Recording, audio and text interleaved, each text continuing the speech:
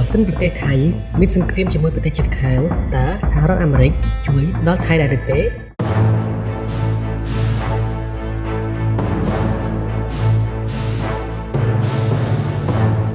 ថានភាពនយោបាយនិងយុទ្ធសាស្ត្រនៃកិច្ចព្រមព្រៀងអន្តរជាតិរវាងអាមេរិកនិងថៃ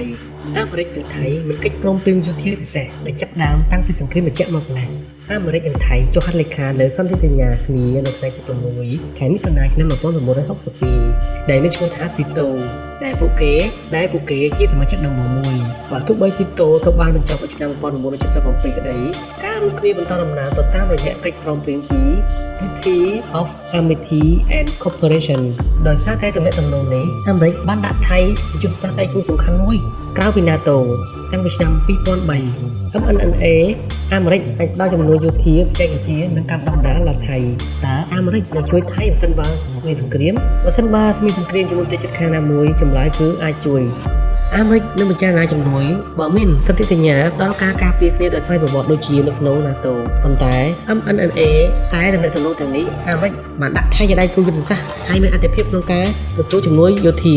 សិនបើថៃជួបការលុកលុយឬមានអំពើរដ្ឋប្រហារយោធាផ្ទាល់អាមេរិកអាចនឹងជួយតាមរយៈកងកម្លាំងឬការបញ្ជូនអាវុធប៉ុន្តែត្រូវអាស្រ័យលើបច្ចុប្បន្នភាពនយោបាយប្រតិបត្តិថៃនៅក្នុងតំបន់និងជំរឿនផ្សេងៗប្រទេសជិតខាងដូចជាកម្ពុជាឡាវមីយ៉ាន់ម៉ាម៉ាឡេស៊ីនិងវៀតណាមទាំងនេះមិនមានសញ្ញាបង្ហាញពីការចង់មានសង្គ្រាមឡើយសង្គ្រាមប្រហែលជាផ្ដល់ផលប៉ះពាល់ដល់សេដ្ឋកិច្ចតំបន់និងធ្វើឲ្យអាមេរិកតតែជំរុញការទូតជាមុនសិនតាមរយៈការបង្ហាញអំណាចឬសមរភូមិរួមអាមេរិកធ្វើសម្ពយុទ្ធជាមួយនឹងថៃឧទាហរណ៍ដូចជាសម្ពយុទ្ធ Cuba Gold Exercise ដែលធំជាងគេនៅក្នុងអាស៊ីអាគ្នេយ៍អាមេរិកនឹងអាចជួយថៃបើសង្គ្រាមអាស្រ័យទៅលើស្ថានភាពពិតប្រាកដនិងចំនួននយោបាយប៉ុន្តែថៃមានអធិភាពគួរឲ្យចាប់អារម្មណ៍ក្នុងចក្រមវិស័យយោធានយោបាយរបស់អាមេរិកតើថៃមានអ្វីខ្លាំងឬធនធានអ្វីខ្លះដែលអាចធ្វើឲ្យប្រទេសនេះហ៊ានធ្វើសង្គ្រាមជាមួយប្រទេសជិតខាងតែក្រោយវិញជាការប្រភេទជាចំណាត់ថ្នាក់កងកម្លាំងយោធានិងសមត្ថភាពការពារប្រទេសថៃទោះមិនមែនជាប្រទេសមហាអំណាចយោធាធំលំដាប់លើពិភពលោកក៏ដោយប៉ុន្តែប្រទេសថៃមានសមត្ថភាពគ្រប់គ្រាន់ក្នុងការការពារក្នុងតំបន់ដូចជាថវិកាយោធា